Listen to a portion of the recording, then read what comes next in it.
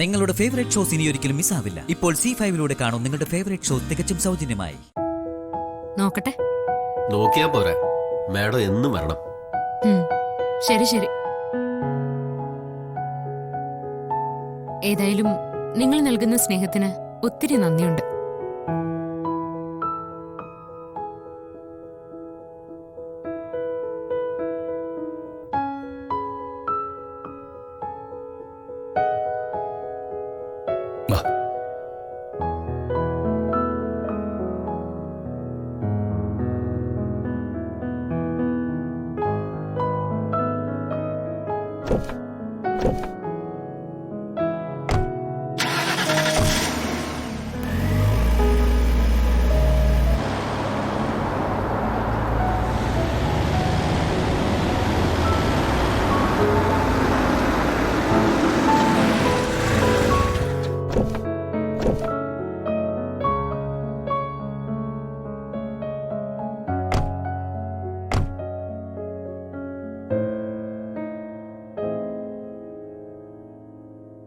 Sir, എന്താ sir, എന്താ ഇവിടെ?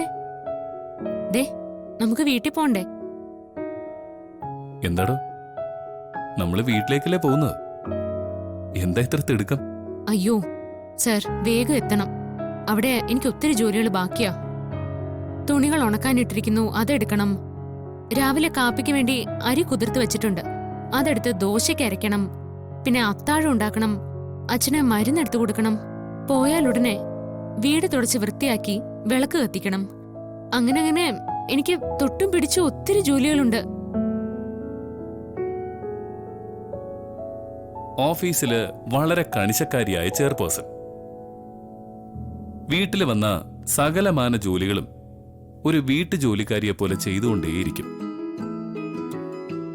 അതും കൃത്യതയോടെ, ഒരു മടിയും കൂടാതെ. ഇതൊക്കെ തനിക്ക് എങ്ങനെ സാധിക്കുന്നു? അതിനുത്തരം സാറ്. സാർ എനിക്ക് തരുന്ന ധൈര്യവും പരിഗണനയും കൊണ്ടാ എനിക്ക് ഇങ്ങനെയൊക്കെ ചെയ്യാൻ സാധിച്ചത്. എല്ലാം സാറിന്റെ കാരുണ്യം.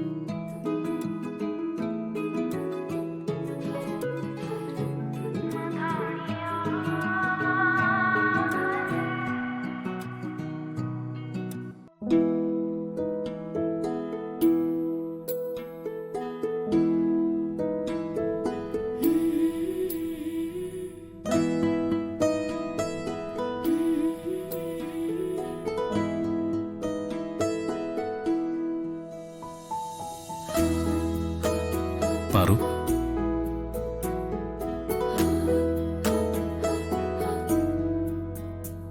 ഞാനൊരു കാര്യം ചോദിച്ചാ പാറു സത്യം പറയോ? സാർ ചോദിച്ചോ? ആ മാനേജർക്ക് പിന്നിൽ ആരോ ഉണ്ടെന്ന് താൻ പറഞ്ഞില്ലേ? അതാരാ?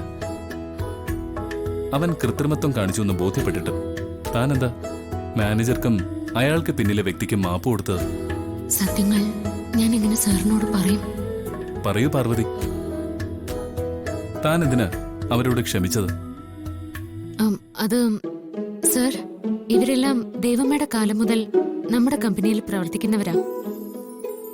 ചിലപ്പോ എന്തെങ്കിലും അശ്രദ്ധ കൊണ്ട് അവർക്ക് ചില പിഴവുകളൊക്കെ വന്നേക്കാം.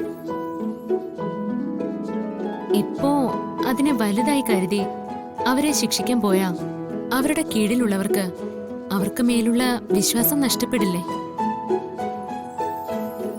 ഏതായാലും നമ്മളിപ്പോ അവരുടെ തെറ്റ് കണ്ടുപിടിച്ചല്ലോ. അതുകൊണ്ട് അവർക്ക് ഇനിയൊരു പേടിയുണ്ടാവും. ഇനിയുള്ള ജോലികളെല്ലാം അവര് വളരെ ശ്രദ്ധയോടുകൂടി ചെയ്യും, അതുറപ്പാ. അതുകൊണ്ട് രഹസ്യം രഹസ്യമായി തന്നെ ഇരിക്കട്ടെ.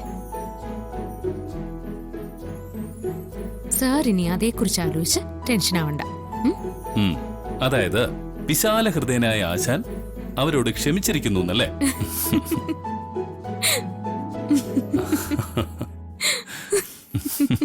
ഇപ്പൊ ഇവിടുത്തെ ഭരണം മുഴുവൻ അവളുടെ കയ്യിലല്ലേ? വിശാലാണെങ്കിൽ അവളെ തലയിലെടുത്തല്ലേ വെച്ചിരിക്കുന്നത്. അപ്പൊ പിന്നെ നമുക്ക് അവൾക്കെതിരെ എന്ത് ചെയ്യാൻ പറ്റും, എന്ത് പ്രവർത്തിക്കാൻ പറ്റും? അപ്പോ അങ്ങനെയാണ് ഇവിടുത്തെ സിറ്റുവേഷൻ. ഇപ്പോ അങ്കിൾ എവിടെ ഉണ്ട്? ഡാ, അവൻ ഏതോ ഒരു ലോഡ്ജില് ഒരു മുറി വാടകയ്ക്കെടുത്ത് അവിടെ താമസിക്കുക. ഇത് വലിയ കഷ്ടമായി പോയല്ലോ. കുഞ്ഞിലെ മുതല് അമ്മ കോഴിയുടെ ചിറകിനടിയില് കോഴിക്കുഞ്ഞ് വളരുന്നത് പോലെ എന്റെ നിഴലിൽ മാത്രം വളർന്നവനാണവൻ. പെട്ടെന്ന് എന്നെ വിട്ടു പോകേണ്ടി വന്നപ്പോ അവനാകെ തളർന്നുപോയി. ഞാനും തളർന്നുപോയി. കഷ്ടമാണ് അവന്റെ അവസ്ഥ. കയ്യിൽ പണവുമില്ല, വരുമാനവുമില്ല. 3 നേരവും ആഹാരം കഴിക്കണ്ടേ. ഇടയ്ക്ക് ഞാൻ പോയി കണ്ട് അത്യാവശ്യം ചെലവിനുള്ള സഹായങ്ങളൊക്കെ ചെയ്തു കൊടുക്കുന്നുണ്ട്. കേട്ടിട്ട് എനിക്ക് വിഷമം തോന്നുന്നു. എന്നെയും വിപിനെയൊക്കെ എത്രയെടുത്ത് നടന്ന ആളാണെങ്കിൽ എന്തെല്ലാം വികൃതികൾ ഞങ്ങൾ അങ്കിളോട് കാണിച്ചിരിക്കുന്നു. മിക്കവാറും എല്ലാ ദിവസങ്ങളിലും ഞാൻ ഇതൊക്കെ ഓർക്കും. ഇവിടെ വരുമ്പോ അങ്കിളോടൊപ്പം ചേർന്ന് ശരിക്കും ആഘോഷിക്കാമെന്ന് ഞാൻ കരുതി. ഛേ, ആലോചിക്കുന്നതോറും പ്രയാസം കൂടുക.